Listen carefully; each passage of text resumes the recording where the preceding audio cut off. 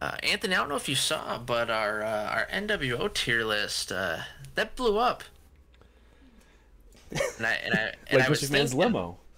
it's just like Vince McMahon's limo, and I was thinking we've done the Horseman. If you haven't watched it, go check it out. We've done DX. If you haven't watched it, go check it out. We've done NWO. For those that haven't watched it, go check it out. So I figure we need to keep the momentum going. You know, we have three of the top stables of all time. Why not go to the Nexus? Right. When I think of great stables, that's what I go to. Four Horsemen, DX, NWO, and then the Nexus. I mean, the Nexus There's for nobody like a better. week. Nexus for a week was like on track to be a top stable, and then John Cena decided he needed to win at SummerSlam. Yeah. He doesn't have that many wins at SummerSlam, to be honest. No, no, So no. he needed to pad his stats a little bit. Yeah, the Nexus. Those that don't remember, or maybe don't care to remember, NXT used to be that reality show format. I remember Vince McMahon came out and announced WWE CW was done, and in a few weeks it was going to be NXT. And I remember at the time, being an internet gremlin, trying to get all the info I could for wrestling. And everyone's like, "Oh, NXT, it's gonna be the future of wrestling." And everyone's like, "Oh, he signed these people from Ring of Honor, these people from Impact." And I'm like, "Yeah, that'll be fun. Yeah, yeah." And then it was a reality show. To make things worse is the one piece of info that because I watched the entire season one with my grandfather. He would record it. I'd go there on the weekends. We'd watch it. To make things worse, I told him how good uh, Brian Danielson, Daniel Bryan was, and I'm like, oh, there's gonna be some great matches. This is gonna be awesome. And then it was a reality show, and I could tell that neither of us wanted to be like, this is not good. So we just kind of stuck through it. We watched the hour, and then we moved on to, he'd have Raw taped, he'd have Impact taped. If Ring of Honor was on that Saturday, have that taped. This is kind of the piss break for us. NXT. Yeah, I was gonna but say, your after poor grandpa, you're making him sit through NXT. yeah, I mean, I wanted him to see Bryan Danielson, and he got a kick out of Skip Sheffield, and he thought Heath Slater was goofy, but everyone had a trainer. Uh, and then Wade Barrett won, and winner they made it seem like was going to go on to get a heavyweight title shot, which you would think you would have the winner win the heavyweight title. Jokes on you. Wade Barrett had some unfortunate luck in the company. Hmm. Started with winning this, but after NXT, they announced season two, and they brought on some other faces, but there was that Monday night where all the rookies, that's what they were rookies, even though Danielson's trainer mentor was the Miz, and Danielson had like 10 times the experience, but Right. the rookies came out and they tore apart the ring. They beat up it was Cena and was it Punk? Hey, just fucking I know. They tore apart the aprons. Bryan Danielson choked out Justin Roberts. Unfortunately, that got him. Still to this day, there's conflicting reports whether it was a real firing or not, or if it was one that led him to join Team WWE because he didn't fit like the Nexus mold because he had too much fan backing, which is hilarious that they had to take a guy out of the group because he had too much fan backing. Hey, sounds about right for like that WWE era though. Like the Yeah, fans like you, we don't want them to like you. yeah, the fans like you. Ooh, you have to face this team. But then after that happened, that bad luck at SummerSlam happened. They lost to a team that had Bret Hart on it in the 2000s. Then they had a couple members after, CM Punk took over. There's a time in there where John Cena joined because he lost a match and he had to join the Nexus. And then if he ever turned on the Nexus, he'd be fired. But you know how that goes. Again, in that time period. Yeah, let's rank these cool cats. We're gonna rank them on how they were in the Nexus, not what they did before, not what they did after, just solely Nexus. Because clearly, Cena, Bryan, and Punk would all be, well, at least Cena and Bryan would be S tier. Punk would probably be an A, just because of his naughtiness backstage. But yeah, let's start with the left there. David Otunga. Lawyer? Yep, ex-husband of Jennifer Hudson. He was in the show She-Hulk, if you didn't know. Yes. I guess even though we're talking about the time of the Nexus, it's good to discuss a little bit after. He really did nothing. I think he was like John Laurinaitis' assistant at one point. Something like that, yeah. Or like I know legal counsel or something. Yeah, that was it. Yeah. He did win the tag team championship as a member of the Nexus. He and Cena won. Would you be shocked if I told you they beat the team of Cody Rhodes and Drew McIntyre? No, not at all.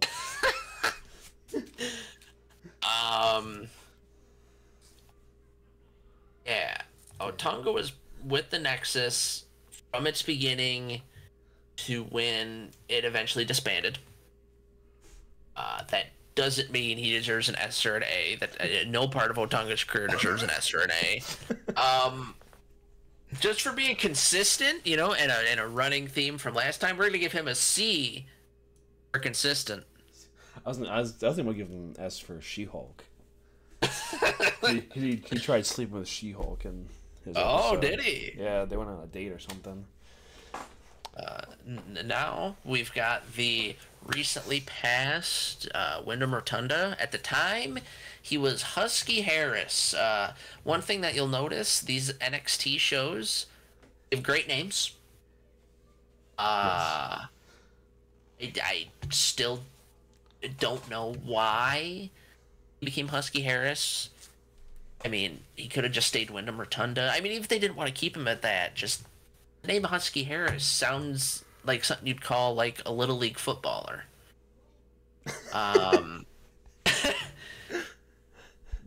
He came out as a new member, and I remember when this happened, I was kind of excited. And, of course, as all things did at the time, it failed me. I thought they were going to add members as the seasons went on, that it would kind of be rotating. It'd be a good way to introduce the people that didn't win. And that didn't happen. He and Michael McGillicuddy got added at the same time. I believe they interfered in a match to help the Nexus win.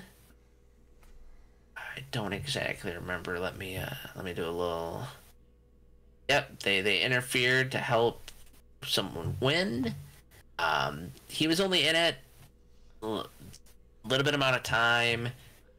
He joined up, or not joined up. He was one of the people that CM Punk put through a trial to prove that they were Nexus worthy.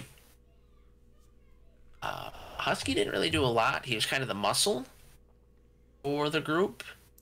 Didn't really win any titles. Didn't really do anything of note besides jumping with McGillicuddy, which again, they could have done a whole new thing. Husky Harris being a second generation star, technically third if you include his he'd be a third generation star, and Michael McGillicuddy also a third generation star. Could have done something with that. They chose not to. Whatever. Poor timing here. Husky Harris gets a D. Yikes. Do not say what D's for. I'm good. Don't do it. I'm not gonna do it. All right. Next is Mason. Next is Mason Ryan. So Mason Ryan had the look. He was always a guy on WWE 12 that in my universe mode I always give him a little push, give him a secondary title. Maybe put him with someone to a tag team. Because you could make him be whatever you wanted. Because on TV, he had like no character, no charisma. Um, he joined as Punk's muscle, and he was pretty much there the whole time. Those wondering afterward, yep, a whole lot of nothing. Showed back up on NXT as it was starting to become the NXT that we know. He actually had a feud with Enzo and Big Cass early on in their run, and then he kind of just disappeared. Fun fact, he is now working for Cirque du Soleil. Really? As one of the, yeah. Yeah, being in the Nexus doesn't completely ruin your life. He was the muscle there. Again, he didn't really bring much to it. He was just a big man. The one thing that I remember is he was one of the guys in the Royal Rumble match. That was probably the big moment that I can picture for the new Nexus, is when Punk was in the Rumble match and was surrounded by the Nexus. It was a good little moment. That was a fun time in the 40-man Rumble, but it's not enough to really get you anywhere on this. And Mason Ryan gets a D. All right, we talked about him earlier. Michael McGillicuddy, he debuted in the group the same time as Husky Harris. The difference in he and Husky is, remember how I said Cena and Otunga won the tag titles? Yeah. Well, that was actually the first of 2 times David Otunga would win the tag team championship. My mistake for not mentioning this earlier, because I forgot. He and Michael McGillicuddy actually won the tag team titles as well. So just think about that. Curtis Axel / Michael McGillicuddy is 1 title away from being a Triple Crown. Hey. I don't think they'll ever get the last title, though. No, probably not. I guess I'm going to put him up there with his tag team partner, David Otunga. I'm going to give him a C. He really didn't do much of note with the Nexus.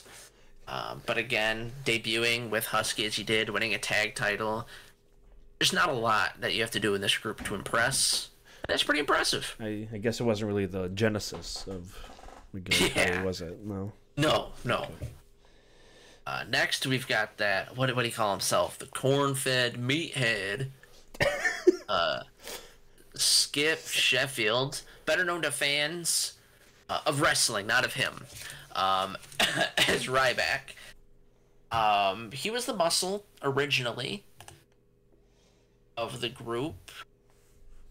He kind of dropped out. I don't remember if he's one of them that was hurt, so Cena had to injure. But I know he got hurt, and then he didn't come back as Skip Sheffield. He came back as Ryback later on.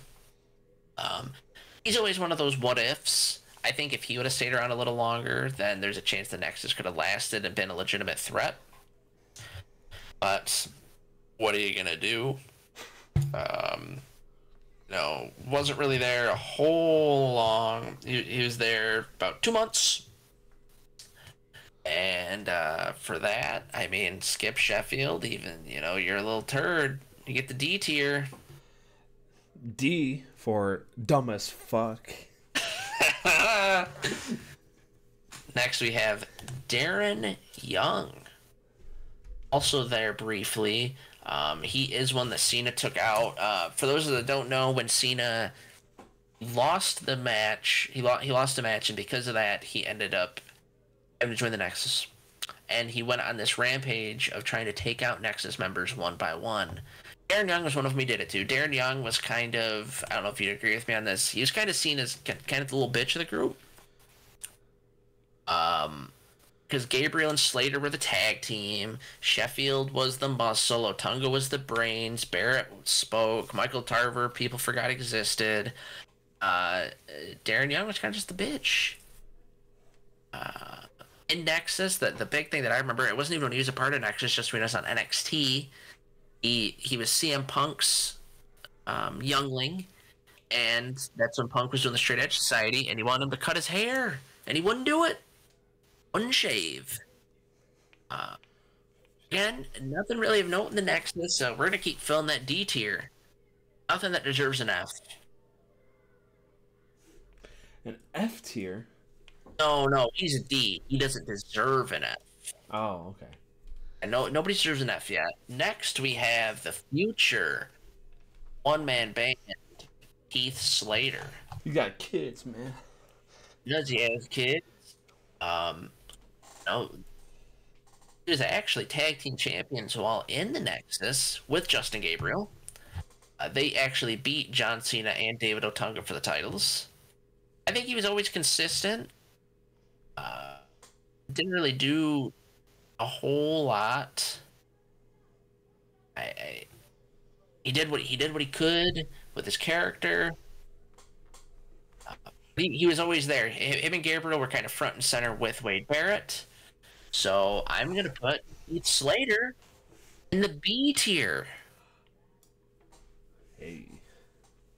Now his tag team partner Justin Gabriel, again tag team champions. Gabriel was kind of a hot commodity when the Nexus came up. It was always this 450 splash that finished people when they would jump them. Whoa. Yeah. Just because it's finishing people? Yeah. Oh, hey. I always thought that he came in a little too early. He'd have been great in the cruiserweight division when it was hot. I also think he's one of the few people that should have been or shouldn't have been with the Nexus, because I think Justin Gabriel could have had a very good career. But I say that knowing that season 2 winners Kaval, TNA's Loki, did absolutely nothing. So, that being said, though, again, Gabriel always front and center, tag team champion with the group.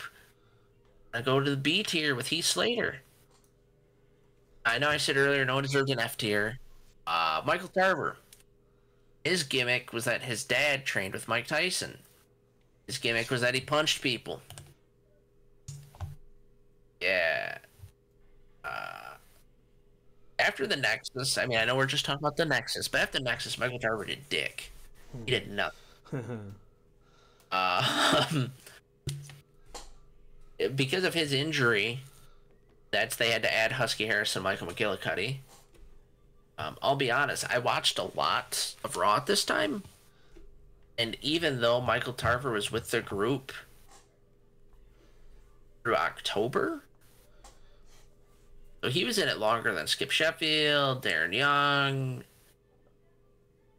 I don't remember him being there. I don't even remember him at all either. This is a time where, if you're a long-term fan of the show, you know that I didn't really watch after 2007-ish, summer 07. Came back in just after the Nexus kind of like burned out, so my memory of the Nexus isn't that great, and I don't even remember him being in it at all. So F for forgotten. Ooh. And that's the worst you could be, is forgotten. Fun, the best thing I can say about him is the Chikara King of Trios tournament. Sometimes they'll have teams reunite. Yeah. In 2018, there was the Nexus Alliance, and it was Darren Young, PJ Black, and our good friend Michael Tarver. Wow. Yep. I wonder who would have came around. Remember when the Nexus was supposedly going to return at WrestleMania 36? According to Darren Young. Did he say that? Yeah. 36. Was that the COVID one? And that's why they didn't, because of COVID. Oh. But supposedly before COVID, they were going to return. No idea why. The only thought I could have was Daniel Bryan a heel at the time? Yeah. That's the only thought I could have, is maybe they join up with him. So who would have been? Darren Young, Curtis Axel. Who else is there? I'm sure they would have had to bring Wade Barrett back. I don't think they would have done Skip Sheffield because Ryback's a dick. Heath Slater, I think he had just been future endeavored. So they probably would have kept him and brought him back. Yeah, I'd assume that's the team. Barrett, Bryan, Young, Well, Slater. I don't want to throw this out there. You do know who returned on WWE backstage in the winter of 2019? Was that Punk? It was Punk, right before COVID. Oh my god. And that's when people are saying now that he supposedly tried to come back. Could you imagine pitching yourself to come back and then they're like, yeah, the Nexus. You can either host a backstage show or lead the Nexus again. I'll go to the backstage show and go to AEW. Not that leading the Nexus is too bad. I mean, our next person, Wade Barrett,